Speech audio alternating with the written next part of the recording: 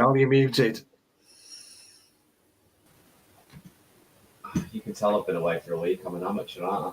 Welcome to Off United, everyone. Sunday night flagship show where the idiot Callum host, who can't actually unmute his mic apparently. Welcome. I had a week off last week. I was doing my charity ride and getting drunk in Blackpool, so it's good to be back with the lads. Welcome, everyone. Some big news happened today. We signed another player. That's our third signing of the summer after Malacia and Ericsson, two great signings. Now we're looking at getting Martinez. Just wanted to know the last thoughts, really. Stu, I'm going to come to you first, because obviously you've spoken about him before. I know you have. I think a few of the lads on the panel have been a fan of his.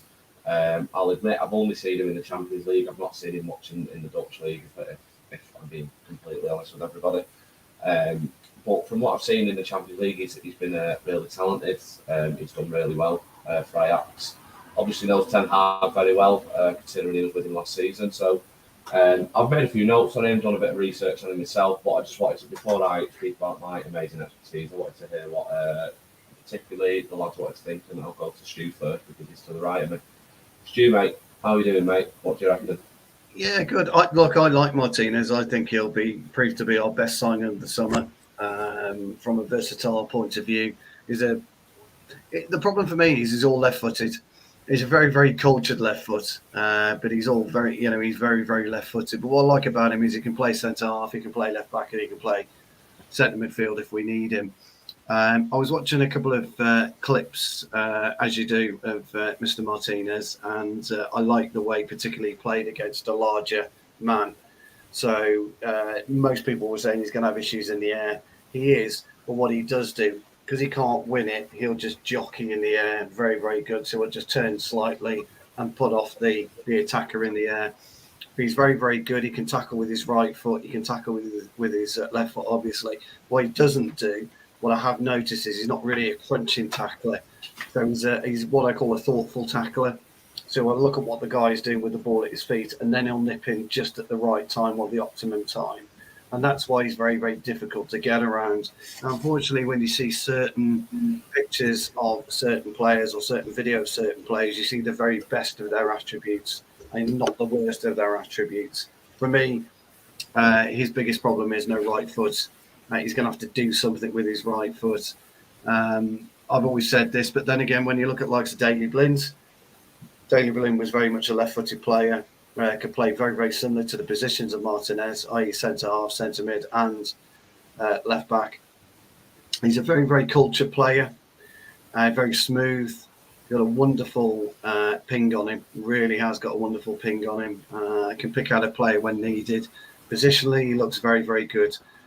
He's everything I would look for in a centre-half and midfielder from a positional point of view, in a positional sense. He looks like a communicator.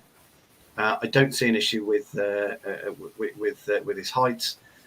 People are ribbing us for his height. I think he's a great addition. He's a far, far better addition than I'm not taking Ericsson out of the equation. I just think he's going to be our best signing.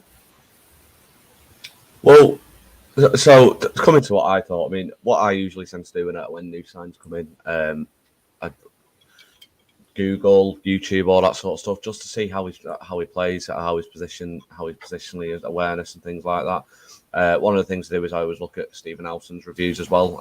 Shout out to him, he does some great stuff. And I know he does a tactical review on new players, new possible players. So just wanted to sort of run through a few things with Martinez. I mean, one thing I want to say just in general, it could have been a good thing for the Jong deal, really, is I'm really liking the tactic Man United seems to have employed at the moment with letting other clubs negotiate for these players that we allegedly want and then just swoop in at the very end and get them for the price that they wouldn't have actually tried to fob us about in the first place. Look, we obviously needed a new centre-half at Man United. It was quite obvious that Varane's been injured a lot. Maguire had a poor season. I think Lindelof's probably a good third centre-back, fourth centre-back. And obviously has his uses, but I think it still needs to be improved. Now, the way I'd look at it is I hope Varane can stay fit a lot more next season. He's a bit of a Rolls Royce defender. I don't think he played anywhere near to the best of his ability last season. I think Stu will probably be very, very happy about. Well, not happy, but I'm sure he was right when we all told him he was wrong. I personally think it will be Martinez who will start in defence. So I'm going to go off the basis that he's going to start at centre back, probably alongside Varane. I think that probably will be our best centre back partnership with the likes of Mr. Ton. I think you alluded to it on Twitter actually. I don't think Shaw's. I think this guy's coming to take the number one left back spot. I think he will push Shaw all the way. I think Telles will probably be looking at leaving over the next few weeks, maybe. And then personally, I think we need a right back, but at the minute it doesn't look like we're in for too many. Not that I've seen anyway. So getting on to him, Martinez basically, he's a guy that can move the ball through the thirds. He's at a ball playing centre back, and he's got a decent ping on him as well. Ball playing doesn't just necessarily mean playing short, does it? He can get the ball across the pitch. He can get the ball further up the pitch as fast as possible when it's needed. Just a great stat off FB Ref was 6.1 accurate long passes per 90. Something similar to Lindelof, someone that can pass the ball all over the pitch, all around the pitch. So I'm really happy with the signing. And Stu, I probably wouldn't go as far as to say it'd be our best signing of the summer. I think if Jong was to come in, I think that would be bigger and better because look, the midfield is nowhere near good enough. And with the likes of McTominay and Fred, I personally think if Jong was to come in, you put Fred next to De Jong, and there's a very different midfield look there that I'd be very happy with. And McTominay probably is a squad player. I think I'd be okay with that. So I don't think I go along with him being the best signing, but yeah, I know. And you mentioned as well, then Stu, about him being short. Well, Fabio Cannavaro was quite short, and he won the World Cup. He was. I don't buy this idea that him being short is going to be an issue. I think with his positional awareness and his football intelligence, I think he'll be fine. So yeah, they were my notes. Nothing too expertise. I'm not Michael Owen. I'm not the best pundit in the world, apparently. John, mate, what do you think of Martinez coming in? Are you happy with it? Do you think there's more needed? What do you reckon? Yeah, I think it's a good signing. I mean, I was on the show on Wednesday when it was started to come out that we were close to agreeing a deal with Ajax. And I do think he, as Stu mentioned, he is very versatile. He can play left back, he can play centre half. I think he might have been Ajax's player of the season last year, if I'm not mistaken. So clearly, Ten Hag sees him as important to that. Obviously, we missed out on Timber because obviously in the end he decided to stay, but it may be a blessing in disguise that we gave Martinez in rather than Timber. I believe he does, by the looks of things, have leadership qualities. I think the Daily Blind comparison is a good one because I think Daily Blind, he was very versatile. He could play in a number of positions, and you do need players if you want to be successful long term. You need players who are versatile. When we look back, when we were successful under Fergie, you had players like John O'Shea and Phil Neville. Players who didn't play specifically in one area, but when they came in, they'd do a job. And I think Martinez is someone like that who he'll probably has more ability than those players, but he'll be seen as important. Ten Hag, and I do agree. I do think he'll start most, if not all, games this season as long as he's fit and that. I think the issue is whether Varane can stay fit. If not, I can see Maguire being a partner alongside him, but probably Varane when he's fit. I think overall it's a good signing as well as all the other signings we made this summer. So, yeah. Yeah, well, I mean, there's definitely more needed, and we're going to, don't worry as well, we are going to come on to De Jong later on. I just wanted to get the guys' thoughts on Martinez because obviously the signing was done today. So I did want to get the guys' opinions on it because it's something that's been needed. Mr. Tom, mate, nice to see you, lads. What do you reckon? I know you've said a few bits about Martinez in the past, so what do you think, mate? Just before you say something as well, if anyone's getting annoyed by me slurping on my bottle, it's fucking boiling in Manchester today. Right, I'm sat in Eccles and I feel like I'm in a desert. So leave me alone because I'm sweating my tits off. Mr. Tom, go on. Obviously, it wouldn't be my personal preference, but I think for what Ten Hag wants, That's clearly his preference. Why wouldn't he have been your preference? Was there someone else that you thought would have been better? Yeah, I just feel like our defenders at the moment are obviously taking Bailly's preseason format out of consideration. We lack someone like a Bailly, if that makes sense, and that's why I was more favourable than wanted the Timber, and the way that Bailly's performed in the last 2 games is very Timber-esque to me. How Timber performed in Ten Hag's system of Ajax, if that makes sense. So I would have preferred someone like that in that mode. But you never know. Bailly might get a chance, but I don't really see it. But I prefer a centre back like that, if that makes sense. But I understand why, because I did mention it before. He might want a left foot or centre back. That's very typical Dutch. LVG wanted one like that. Very typical to me. It doesn't surprise me. A lot of those sort of possession-based managers, they like left footers as well. So yeah, it wasn't a surprise. So I do, like I said, it's not my personal preference, but I understand him. He's probably integral to the way Ten Hag wants to play. Build up, anticipating the spaces, very aggressive. He's got a lot of good. I'm not gonna lie. Like I said, it's just not my personal preference for what we need. Yeah, I don't think you're saying it's a bad sign, and I think you'd have been happy with someone else. But it's not a bad sign at all. I think you're happy with it, aren't you? I just think. Yeah, no, it's a good signing. It's a good signing. Yeah, exactly. I think it will be good, and obviously time will tell. I think it's going to be. I think the medical's tomorrow, isn't it? So we'll probably have. How long has he got to wait for the visa? What about the visa issues?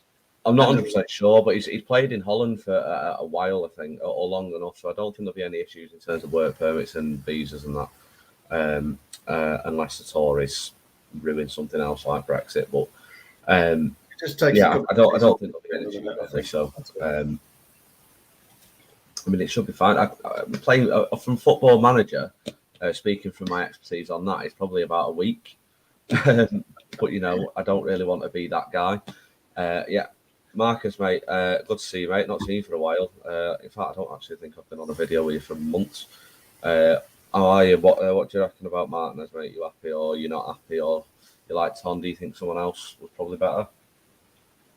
Long time no see, so good to see everyone. But I think Martinez is an excellent signing, to be honest. And I didn't really know much about him, to be honest, but I did watch Ajax, a handful of Ajax games towards the back end of last season, and he was really impressive. And the whole comparison between him and Timber, I understand why some people would have wanted Timber, but I think Martinez is better for more than just footballing reasons. First of all, he's 24 years old, so immediately he's already got more experience than Timber. I think if you actually listen to what Ten Hag has said about him in the past and you just study him as a player, you also realize that I think he's more of a leader and he's got more of an aggressive personality, whereas Timber is somebody who's obviously a lot younger. And I think if Timber came to Manchester United, there was always going to be that fear of, is he good enough? Is he ready to start at Manchester United? Is he ready to go into that team and, take the spot from Varane or Maguire, right? I think with Martinez, there's more of a confidence that he'll come in and start. I don't think it would have been a guarantee necessarily with Timber, but that's just my personal opinion. And obviously in terms of his profile, as everybody has said, technically excellent on the ball. And the whole thing about him being a left foot is obviously pretty important as well, because in a possession-based system, you want your centre-backs to both be able to play on their side and open up the passing angle. So obviously a left footer on the left side will be able to play that pass to Luke Shaw a lot easier. It will come a lot more naturally. So I think it's a great bit of business. I don't know about signing up the summer, but I can see why Stu thinks it's an excellent bit of business, because it's also a low-key signing as well. Yeah, but the thing is, I will back Stu on this, and I don't know if he'd agree with this point or not. But the thing about Jong is, because we're going to spend so much money on him, and he's the quote unquote marquee signing, I think he's more likely to not do so well and live up to the hype and the expectations. Whereas with Martinez, it's a lot more low key. And I think with Martinez, I don't know if I'm making sense at all here, but I feel like with Martinez, there's going to be a lot of people who are kind of already bantering him and writing him off already. Whereas with Jong, when he comes in, people are going to expect so much, that it could go wrong, and I don't know. I feel like Martinez, in hindsight, when we look back on it, could be the player that we say, you know what, actually, he was actually a really good signing. Obviously, right now, for me, it's Jong. But basically what I'm trying to say is I think he'll work out more. Yeah, I get your point, and I know what you mean about the hype and stuff. But Martinez has cost us, 55 million euros plus add-ons. So it's not that low key. Like I get what you mean. Like I totally understand what you're saying, but it's mad that in today's footballing world, a low-key signing still costs that amount of money. The interesting thing, Carl, about De Jong is, and me and Mr. Ton have spoken about this before, and to be fair to Mr. Ton, he's probably the only one out of our fan base that I've actually seen mention De Jong 12 months ago. And that's how I look at it. Our fan base is exceptionally reactive without any real thought. And I quite like, look, I'm saying De Jong is an exceptional footballer. He really is. And he will bring a completely different dimension to what we do at Manchester United. When you look at our fan base, 12 to 18 months ago, there was a handful of people that thought, you know what, we'll take De Jong at Old Trafford. Now, look at our fan base. Everybody wants him. They're all De Jong experts. Now, I'll back Mr. Ton on this because, he corrected me a few months ago now, I think it was, when we would, I'm going to say months, because that's when we started dealing with this damn transfer. And he corrected me. He said, look, Stu, I did. And I went back and I checked, and you did. But when you look at other fans, they're in the minority, really, about talking about De Jong. But exactly the same with Martinez, by the way, and exactly the same with Malacia. And it will be the same with, not so much with Sangara, because I know we're linked with Sangara again, aren't we? A lot of fans like Sangara, me included. I think him and De Jong would be needed personally, but yeah, no, absolutely. Why I think Martinez is the best signing, because he's pivotal, he's crucial to, as the guys have alluded to, how Ten Hag wants to play. But when you've got a guy and you're looking in a dressing room and you think, you know what, we've got an issue with De Jong this week, we've got an issue with Bruno this week, or we've got an issue with Van der Beek this week, no worries. Martinez, you're in at CDM today, or you're in at left back because Shaw and Malacia aren't doing it and Tellez has gone. That versatility, you can't buy. It's so crucial to a team. It really is so crucial. And that's why I think he's a better signing. I'm not talking about footballing talents, footballing vision, footballing acumen. I'm just talking about what he could deliver as a player. I think that's a better signing. If I'm being 100% honest with you, for football acumen and talent, Eriksen is streets ahead of De Jong for me on that. De Jong is a fabulous footballer, a great, talented footballer. And if you remember, Cal, because I've been on with you for a while, Marcus, I made a point against Brentford last season that Mata and Eriksen were streets ahead of anyone else on that pitch. The way that they play the game with their vision, the way they drift into space, the way they take the ball to feet, when they've got about three players around them, is an absolute irrelevance to these guys. It doesn't matter. They can take it and they can use it. But that's why I think, just to clarify why I think Martinez is going to be our best signing, our best summer signing, because of his versatility and what he can offer to the team as a whole in general. I'm not saying anything technical, Cal. I'm just using it from... Yeah. I mean, do you know what, mate? I mean, I know you said it in terms of the way Ten Hag wants to play. I don't even think it's that. I think it's something that we've majorly lacked over the last couple of seasons. Yeah. Just a way to build out the back, from the back. Yeah, through the lines, through the thirds, because we've not been able to do that. And I'll admit, and I don't want to just come on here and slate some of the players, but what a big issue for that has been probably McTominay for me. I don't think he's been able to do that, which is why the next step is now getting the likes of a De Jong. Now, Marcus kind of helped me out there, because the whole topic of this video is to speak about De Jong, I guess, like everyone else is doing at the moment. Now, I'm of the impression that I think he'll be coming soon. I don't think you get this far without with the amount of negotiating that's happened without having some kind of inkling that he wants to come to United.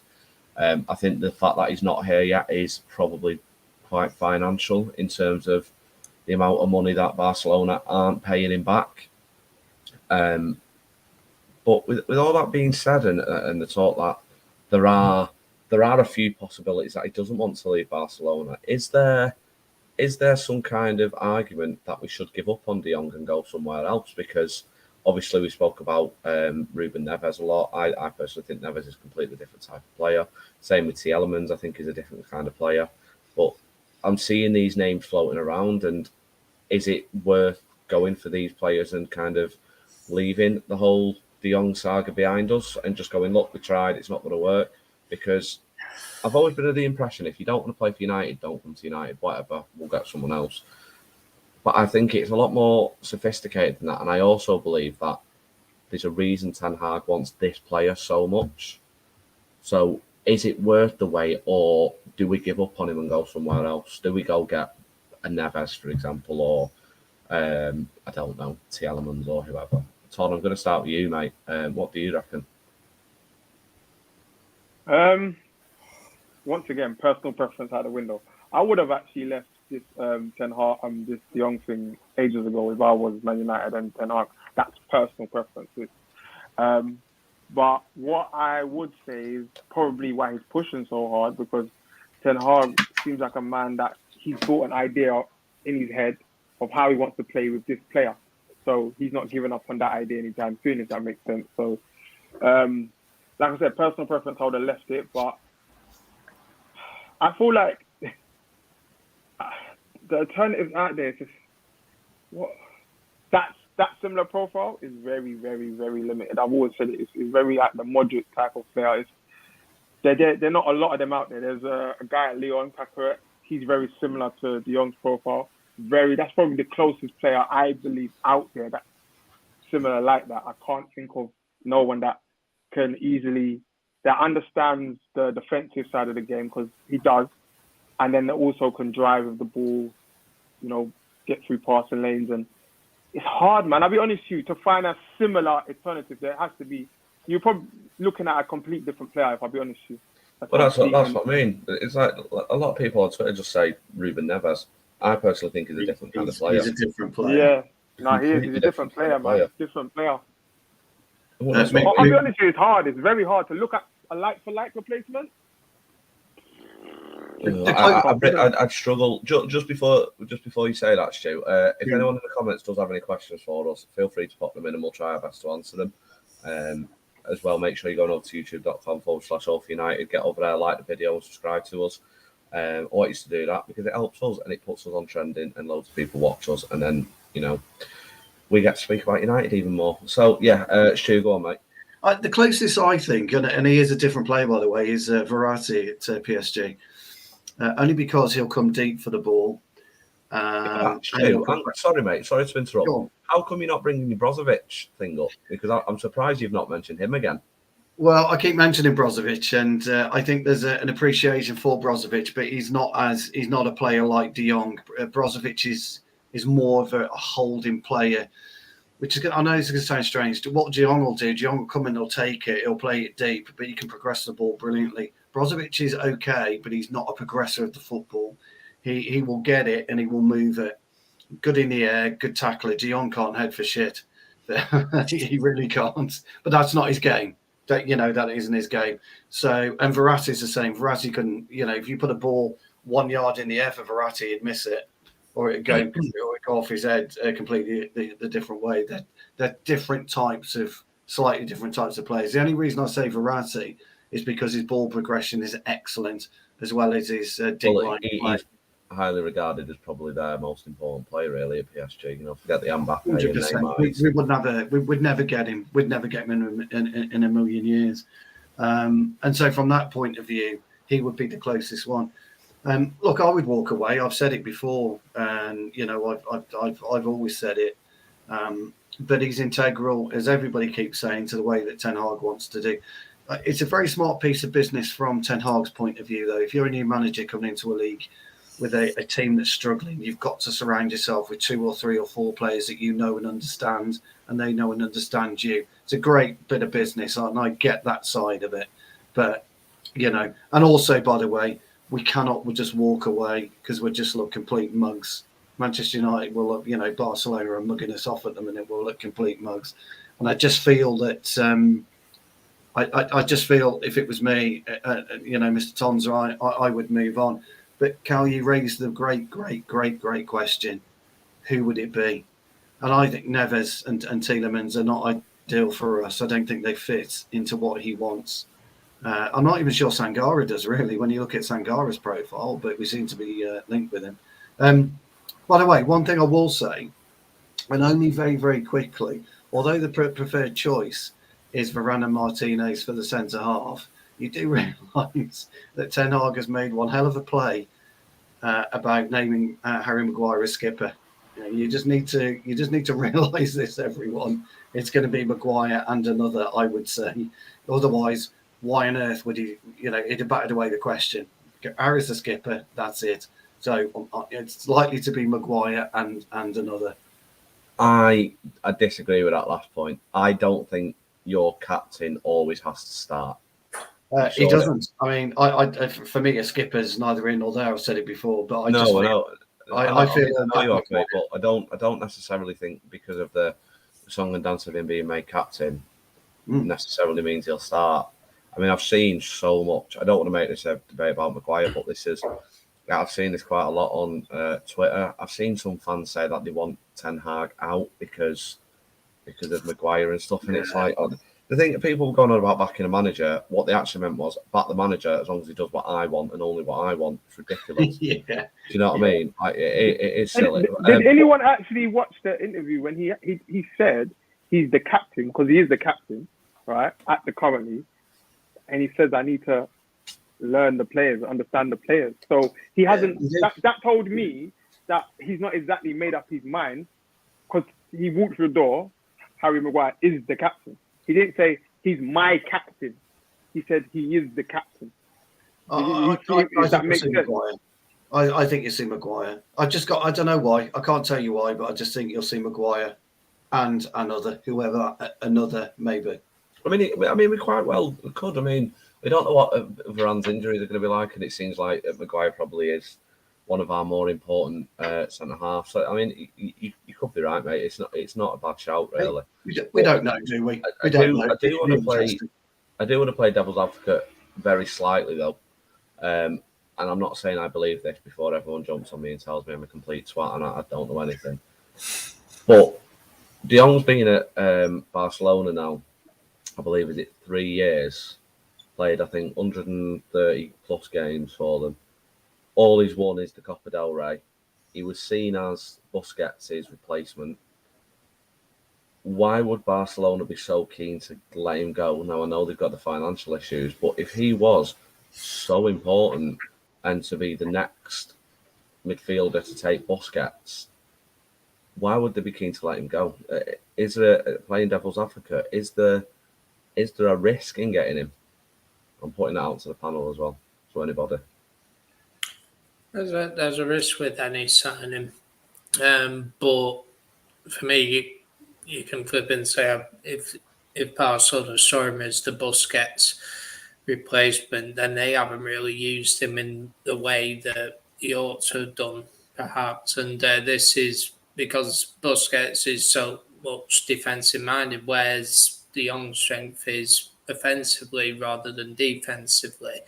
And I do think that they haven't really used him well. And you're right, he hasn't lit up Barcelona. He's not been a bad player for them, but he hasn't been terrible. He's been okay. But I think that, and you have to remember they are stocked in that area as well, and they probably do seem as an asset to. We got plenty of talent in that area. We can afford to let him go, and I think that's the way they look, and that's it. And a player who, as we know, is a valuable asset to them because we're going to pay around €85 million for him. And I think the whole De Jong situation, it comes down to the money he's owed and that.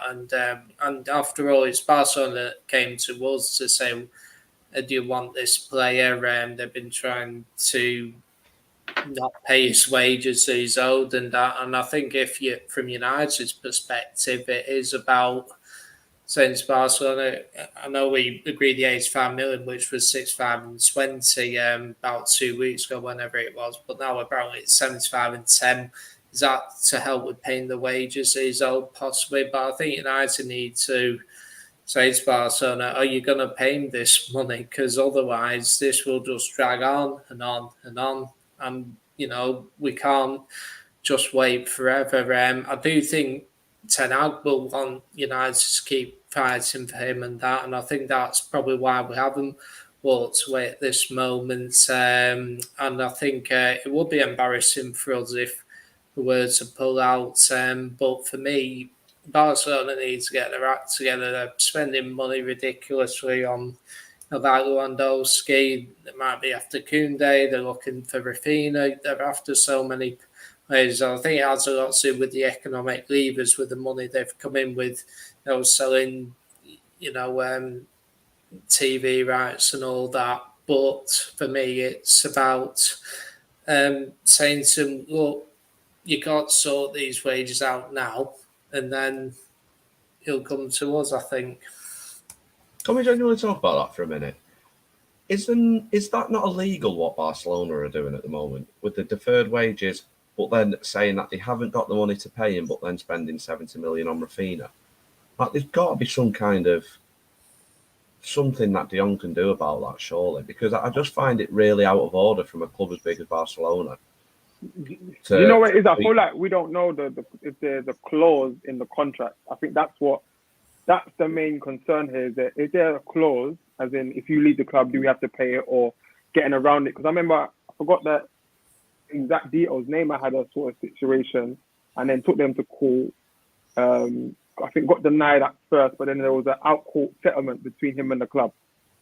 So it's an issue they've had before. So they are sort of, it's the clause, and that was the issue then as well. There wasn't a clause in Neymar's contract to say etc., but they done an out-court settlement. This is the problem. We don't know the clause in the contract that if you go to a new club, do we still have to pay that? We don't know that. That's the only thing we can speculate on, really. So someone's just commented this. The wages have been factored into future payments. They don't technically owe him.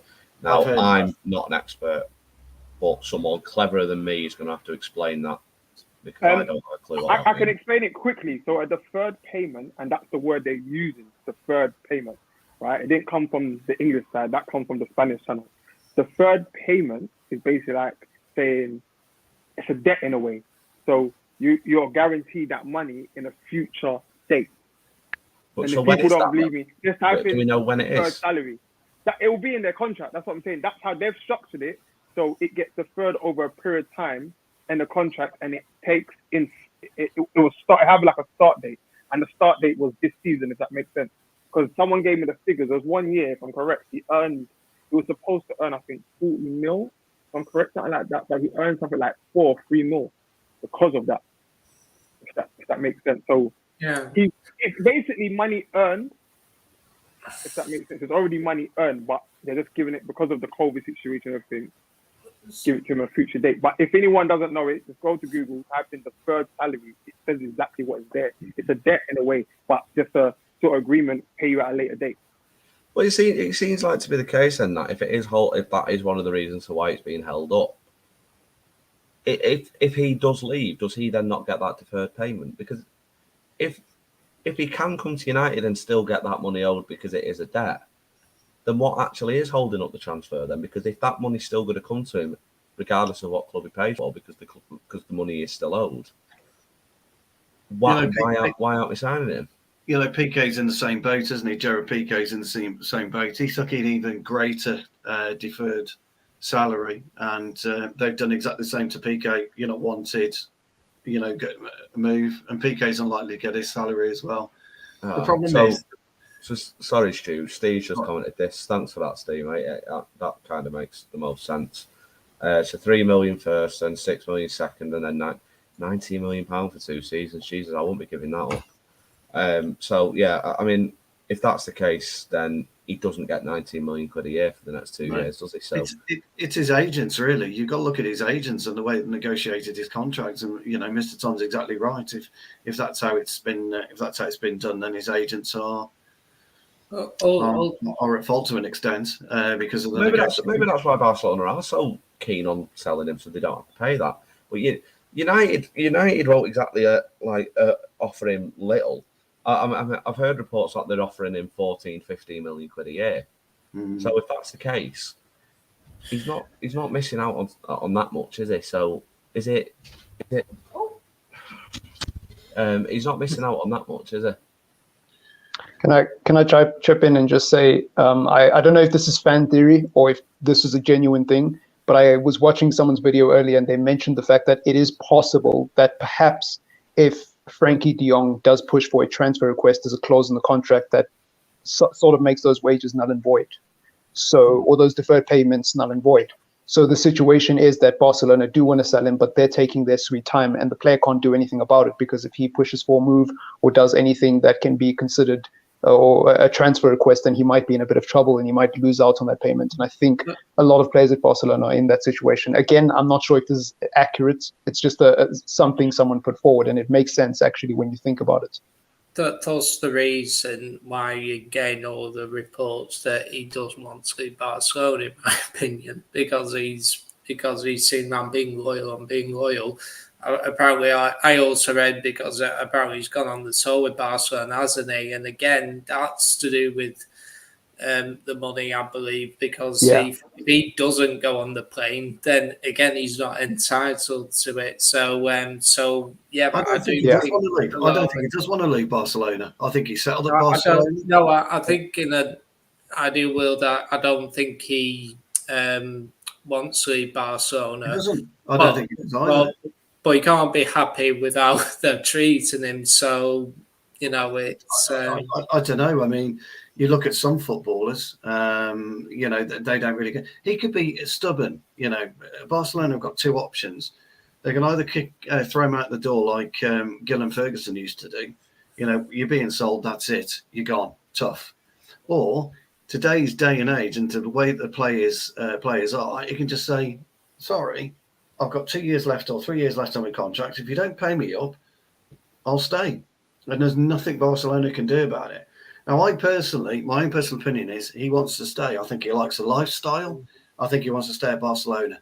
I don't think it's footballing reasons, because I think he would come and play under Ten Hag. I really do. But I think for football reasons, he wants to stay. But the bottom line is, Manchester United aren't coming out and telling us because it weakens their hand. As Mr. Tom's been alluding to for the last 2 months or 3 months, however long this saga's been going on, Barcelona do need the money and are just rolling until probably the last 24 hours of the transfer window, when they flick Mr. De Jong onto a plane and into Manchester, because it's up to them what they do. It's up to them. They control what's happening. We don't. Manchester United don't. And Frankie De Jong, as the lads have quite alluded to, I can sit here for 3 years or 2 years, however long he's got left on his contract. He can do that. He really can. So I don't think he necessarily wants to move. I doubt he gives a damn what Barcelona are doing to him, because when you're earning 30, 40 million quid over the next 3 years, who cares? If he's a sportsman, and I come back to this though, and I will say this, if he's a sportsman and his career is vitally important to him, then you've got to start pushing. You don't have to push externally, but you've got to push internally. And guys have heard me talk about... His agents have said that the relationship with Barcelona has effectively broken down. And you lot have heard me talk about the path of least resistance on many occasions, and what I meant by that. And Erling Haaland, I don't care what he says, he has gone for the path of least resistance to Manchester City for the Premier League, period. You go to Liverpool and City at the minute, just at this point in time, you're going for the path of least resistance. You want to win a league in Germany, you got to Bayern Munich. You want to win a league in France, you go to PSG, don't you? That's where you go. That's what happens. I'd like to see a modern day, young, hungry footballer go to a club like Manchester United in a minute, who was at the beginning of our 19th rebuild, however many it is, and actually do something. So we can look at his CV and say, look, when I joined, we were here. When I left, look at my CV. That's what I want. I want to see that type of player.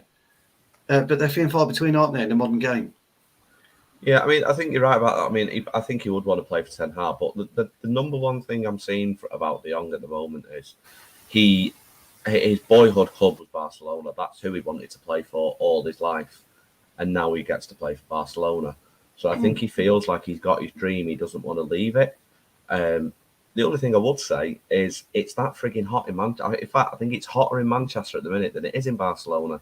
If we can get him over here over the next couple of days, he'll be like, friggin' hell, it's even better out here in Manchester than it is in Barcelona. But then in about a month's time, when it's the middle of August and it pisses down every day, this is why we need to get him over quickly, because if he comes over, does his medical in August or September. I just Honestly, want to highlight a quick point, John. I think it's the end of the month. I'm not quite sure. I need to double check. La Liga does their calculations of for the next year's salary cap. So that's very important as well for them. And people have to remember, they're over that, and that's why they're in this problem. That's why they had to get rid of Messi. Messi, I think was earning, was it 900? So imagine if Messi stayed with their current salary cap as well. They'd be in a bigger situation. People don't understand this. This is what factors in. The Liga hasn't even done their calculations yet for the upcoming season. That's very important as well to the situation as well. Very, very important. And just bear in mind, they've added players and still haven't reduced. They've done one or two sort of reductions, for certain people's salaries, but it's not a big reduction. And they've added more. So people that watch basketball, this happens in basketball. So you get rid of the highest paid player and then go get 4 or 5 players for the similar sort of fee that they will be on for the season. And it comes across what they want to do with Jong. Get rid of him, and then that's how we can squeeze another 4 players in on a cheaper salary, if that makes sense. I might be wrong here, but he's one of the higher earners, isn't he? Yeah, he's on a lot of money, isn't he? 380, is it? 380 a week or something like that? It's a lot of money. Yeah. Because it goes up this season. It starts how it's going to be high, basically, with the bonuses as well, because that's what even stopped as well, the bonuses. We even owed bonuses. Yeah, loyalty bonuses and all sorts are in that contract as well. Loyalty yeah. No, that's a genuine thing, because I think, Well, I think it's quite obvious. It's come down to probably 2 things. One thing, the number one thing it's come down to is what it probably always comes down to in football nowadays, and it's just the way the modern game's gone. It's just money, isn't it? Unfortunately, that money comes first at football now, and the way it is. So unfortunately, that's what's holding it up. Now we've been negotiating this, I believe, for probably a month and a half now. So I think the money's it'll slowing it take down. a while, but there'll come some kind of compromise at some point, I think. Do you know what though, John? We've been saying that as well for ages, and we've still not come to that compromise. Well, I think eventually it will be settled, but don't know when. The problem with that eventually doesn't suit our timetable, though. Oh, this exactly. Is the thing, because he comes in on the last 24 hours of the transfer window. We're not going to see him. We're going to miss. He's going to miss how many weeks of the season before the season crashes, before he pops off to Qatar at the beginning of November. So he's probably only going to get. Yeah, I mean, this season was quite a strange one, isn't it? Obviously, the month of September and October in the leagues. Yeah, it's well, it's not really though, is it? Because there's international breaks in that as well. I think we start in the start of August. Yeah. Then September has an international break. It does. Then so we're off 2 weeks, then back, and then does October have an international break? No, there's only one international break. There's only one, right? We've got. How many games has he got left? There's only one international break, and that's it. Yeah, but there would have been usually there's 2 or 3, but they've obviously adjusted it because of the World Cup. I think there's about 7 league games before the first international break. I mean, but he's going to miss. It doesn't even feel like the season gets going, does it? It's a bit ridiculous. Really. He's going to miss two weeks, isn't he? He's going to have to come in, get up to speed, etc. So he's going to miss 2 games, 3 games maybe, if he signs at the deep end of the window already. And that includes we got to play Liverpool as well and Arsenal. I don't mind that. I don't mind that. If I'm I'm looking at that and rubbing my hands together. That's what he needed. That Ten Hag did. He needed that. Can I put a question to the panel then? Because I've heard a lot of Manchester United fans debating, and though some of the opinions I've heard have been very, very interesting, to be fair, like some good debates. Would you rather Manchester United moved for another target who might not be a better long-term option for Manchester United and might not be what Ten Hag wants, like a Ruben Neves, like a Tielemans, and then we get them in and get them ready for that Liverpool game? Or would you be happy for Manchester United to say, you know what, we're actually going to give the manager what he wants, and even if that means waiting 6 months or potentially a year, we're going to stick to the long-term project? What do you guys feel? I think that's what we need, stick to the long-term project. We've gone, over the past few years, we've gone too far to the side of getting short-term fixes. Yeah. If Ten Hag wants De Jong, I kind of think it's worth the wait this time. If we get him, great. even if it's deadline day, but it's just the way it's going at the moment. But I genuinely think that if De Jong's the number one target, we need to go hell for leather to get him. I think we've got enough with Eriksen, actually, Marcus. I think it's a great question you asked. So I think we've got Eriksen that can do that role. And until if De Jong walks through the door, and I know me and Mr. Tom have great debates about the way that we think Eric will set up. And I did say the other week, didn't I, or the other show, Mr. Tom, that I felt that Donny could do it short term. Just short term, I think Donny could do it short term. I know people will say, "Oh, he can't," blah blah blah, and he hasn't had a great pre-season. Come on, let's be honest, he hasn't. But he's got the intelligence, hasn't he, to do it? So I don't know. That would be my thoughts, Marcus. Anyway, maybe Eriksen or Donny. Well, I wanted to put a question because obviously I did say before about getting questions in for the panel on the comments, and we've had a couple through here. So, a guy called Hybrid Tackle. Okay. My computer seems to be a little laggy, so I do apologise. Who would everyone's top three alternatives be if it collapses? Mine would be Sangare, Tielemans, or Paredes. Paredes, he played for PSG. Paredes, am I thinking of the right player there? Paredes. Yeah. Does anyone genuinely have any useful alternatives that you would personally go for? Like I mentioned before, a lot of people are saying about the Ruben Neves thing, Yuri Tielemans, Sangare from PSV. There are obviously other players available, but it's like Tom said before. If it's the same caliber as De Jong, they're few and far between. Would you go all out for De Jong, or is there someone else that you would actually go for? I would say, logically speaking, there's no one at the moment who's available who's on the level of Frankie De Jong. Anyone else you go for is a drop-off. But if anybody knows me, I've been talking about Ruben Neves for a long time, and I know they're different players, but Neves would be my alternative. And I'm not just jumping on a hype train. I've loved Ruben Neves for years, and I've always said every transfer window, I make at least one post about Ruben Neves. So I would take Ruben Neves personally, Marcus, but it just doesn't make sense because I don't think he's a De Jong alternative. I agree with you with the Ruben Neves thing. I would love him to sign for United. I'd love him to sign for United as well as De Jong. I think we need both. We'd need both of those players. Now, personally, I actually think if you were to get someone like De Jong in, I think we might see a very different Fred.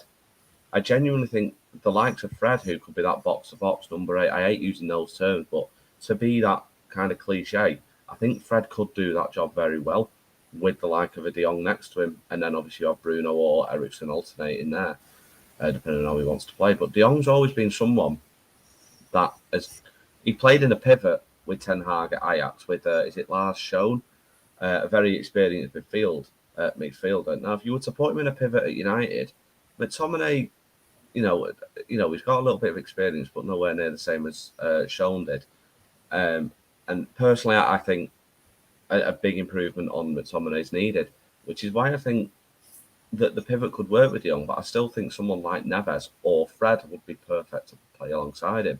So this is why I feel like saying Neves is an alternative can be quite risky, I think, because look, Neves is great, but I don't think he's as good as De Jong. I think if you were to play them together, maybe they'd be incredible together. But unfortunately, we have the Glazers as owners, and we're not going to be able to fix all these issues in one transfer window. We're just not. I mean, even Chelsea are seemingly struggling to sign players at one stage, and now they've got 2-3 over the line very quickly. It seems like United have managed to do something similar, and there is still a month and a half left of the window. So, Tom, who do you genuinely have an alternative? Because I know we mentioned it before, but is there anybody you can think of that you would actually go with? I'll be honest with you. I'm with Stu on this. You could utilize Eriksen in that way, and then probably get a different sort of profile midfielder next to him. I generally believe that he could operate like that, because if anyone's got time on YouTube, type in retro Ajax, it's the 2018 season, and even though Ten Hag, says it's a double pivot, it didn't look like a double pivot when they're actually playing, right? So it looked like De Jong was the more deeper one, and then Lars Schoen was a bit more further forward and played similar role like an Eriksen.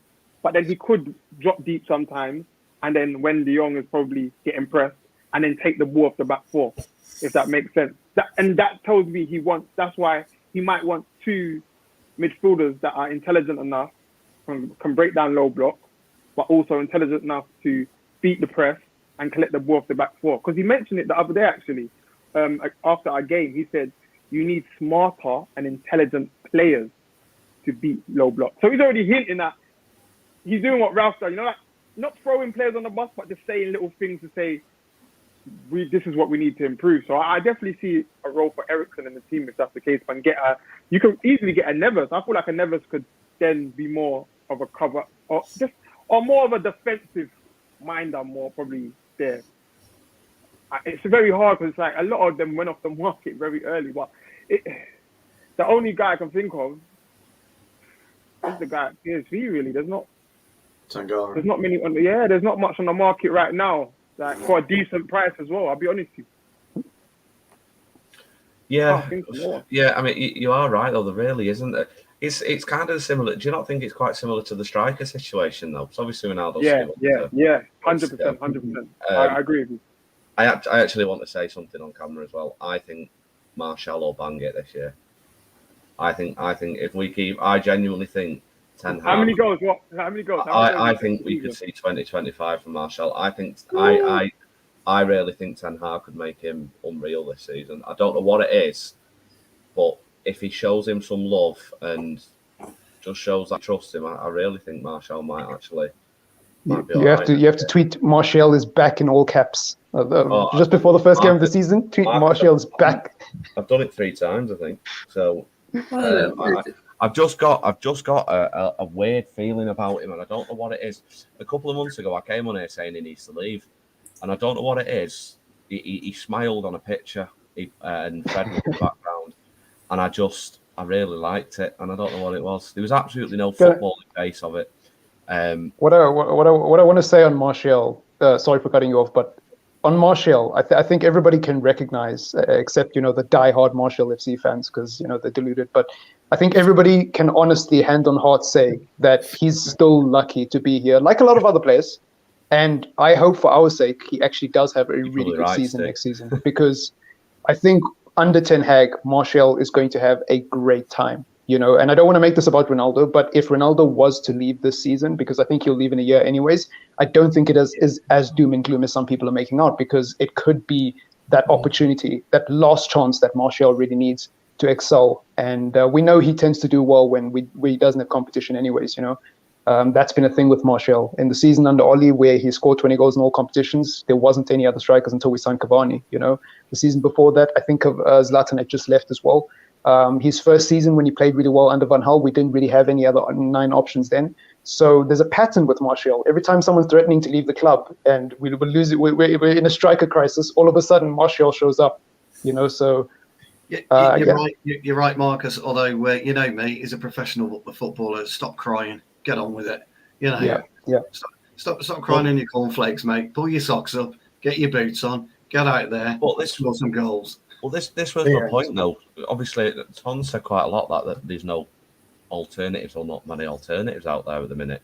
Going further up the pitch to the striker, if Ronaldo is to leave, we do genuinely only have Martial at the club, who probably is an out-and-out number 9. And there's not really that many strikers, I don't think. Like when you were growing up, it felt like there was so many genuinely world-class strikers. And I don't feel like there's that many, or there is, but they're coming towards the end of their careers. And I feel like United need to move away from something like that. Yeah. So I'm really undecided on the whole Ronaldo situation, because I do think Ten Hag would probably get the best of his way of playing without Ronaldo, I guess. But there's nobody really there that I could think of that could definitely come in and replace him and replace his goals. Because I think he leaves in 12 months anyway, Marcus. I think you're right. So if we know that, is it not worth letting him go, finding somewhere that would take his wages off and making better use of that money? This is what I'm so undecided, because I love Ronaldo, but I'm really undecided on the best thing to do with him. He's got don't get me wrong, there are strikers out there, but they're all a risk. Most of the time, you find a striker, like 10 years ago, you might have got a striker and gone, he will definitely probably come in and score 20 goals. Whereas now, I think you might struggle to get that. There's much more of a risk, I think. Ronaldo's got nowhere to go, Carl. We spoke about this the other day. I don't think he's got anywhere to go. Although right now, if you want a free transfer, I'm pretty sure Liverpool will let Nunez go after his first two on a free. Get rid of his 90. For breaking news, asking for Thursday return policy. I just don't think there's anywhere for Ronaldo to go, unfortunately, and that's why I think he will stay that extra season. And you're both right to be gone. I think Ten Hag does have a lot of power in this situation if he does stay, but possibly as well. He's probably told him he's staying. Stop your moaning. Stop whinging. I mean, it's interesting with Ronaldo. I just think you've got to look at the agent, I think, Mendes, because maybe his stock is falling slightly because there's just not the same number of clubs interested in him as there would have been, 2 or 3 years back now, which is interesting in itself. I think I've said this, if he is to go, maybe him not going on the tour might be a blessing in disguise because it allows Ten Hag to work with players and forwards who are who can get used to the style and everything. We've seen that Martial's benefited from it. And I do agree. I think if what Martial, he is a confidence, but he needs someone to put his arm around him and say, "You're my man," basically. And I think that's why he might have a good season, that if he's entrusted to play that number 9. Don't get me wrong, I do think we need improvement there long term, but for the time being, do I think Martial could potentially be trusted to do a job as the main forward with all the interchange with Sancho and Rashford and players like that? I think he could have a good season potentially, and and I think also in regards to, I didn't make my point about the midfield. I think Eriksen will be critical.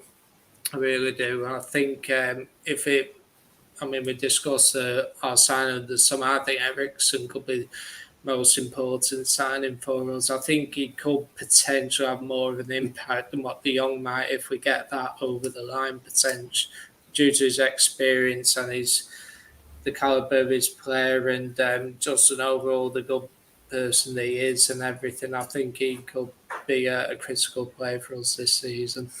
Yeah, I definitely agree with that. I'm very happy with the Eriksen signing personally. I'm going to end it there though, lads, because it's late and I'm warm. And this computer seems to be burning my legs, so I'm a little worried. But yeah, thanks for all the. I've seen a lot of new commenters tonight as well, which is always good to see. So hopefully he's come back. Make sure you just subscribing to the channel, liking the videos. We're always appreciative of new followers and new fans and new watchers. So always lovely of that. Go follow these lads out on Twitter as well. They all do some good stuff. Follow me on Twitter as well. I've got the best stuff, obviously. Is there anything anyone wants to plug before they shoot off, or? Yeah, just I'm recording a couple of tactical previews this week. I don't know when they're going out. We're doing forward line and goalkeeper.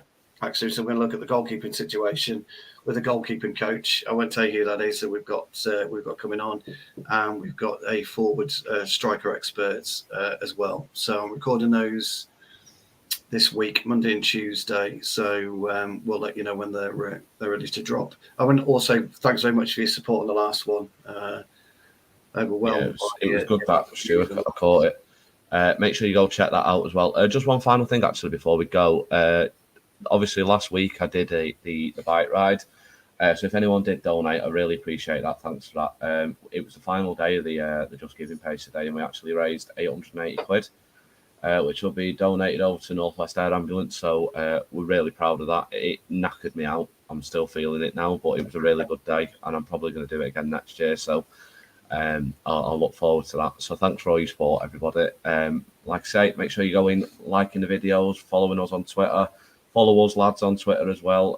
Subscribe to us. And Thanks a lot for watching.